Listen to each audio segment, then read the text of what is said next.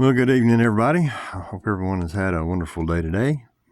If you do have to get out and about, always keep the good Lord in your mind, your heart. Keep Him close by. Don't let go, because we are definitely living in some dangerous times, and we need His guidance and His protection. We need the peace and the love that comes from knowing Christ in our lives today. One of the things that I see most often on a lot of these sites is the quick, easy way to, from earth here now today, protect your soul or your loved ones that have died and gone on to be on the other side. You know, death comes to all of us. It's just the beginning of a new adventure, so it's nothing really to be afraid of. It's natural as breathing is. But when you start advertising and telling people that, you know, here's one drop of this holy water will free souls in purgatory, you know, and I've heard stories of them, certain groups offering to people a way to pay money to the church, and the church would in return try to get their loved ones out of purgatory or put them in a different position in purgatory. I mean, you know, it's funny how purgatory has many different levels, but all of a sudden heaven only has one level. You know, it's it. That's it. But we got to be really careful, because Jesus is the living water, and we're going to read that here in a minute. But just to clarify, I'm going to run over here and Isaiah 38 right quick. And it says, "For Sheol cannot thank you, death cannot praise you. Those who go down to the pit cannot hope for your truth. The living man, he shall praise you. As I do this day, the Father shall make known your truth to the children." The Lord was ready to save me. All right? You understand who is and what we're talking about? Once the dead is dead, the dead is dead. The dead's dead. They don't hear no more. They don't praise. They don't sing. They don't glorify. The dead's dead. Okay?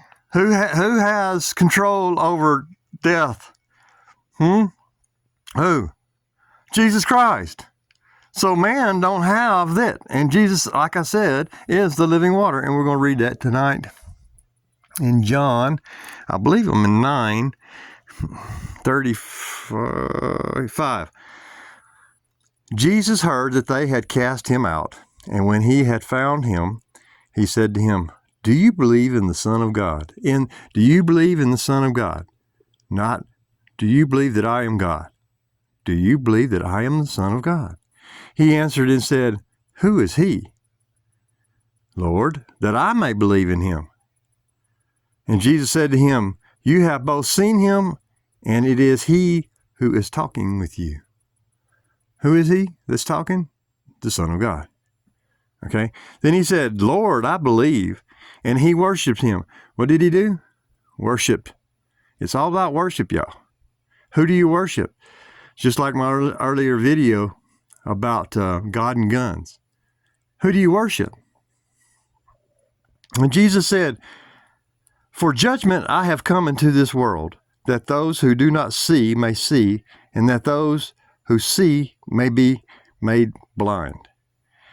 Then some of the Pharisees who were with him heard these words, and said to him, "Are we blind also?" Jesus said to them, "If you were blind, you would have no sin.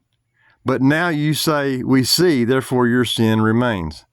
Most assuredly I say to you, he who does not enter the sheepfold by the door, but climbs up some other way, the same is a thief and a robber. But he who enters by the door is the shepherd of the sheep. To him the doorkeeper opens, and the sheep hear his voice, and he calls his own sheep by name and leads them out. And when he brings out his own sheep, he goes before them, and the sheep follow him, for they know his voice.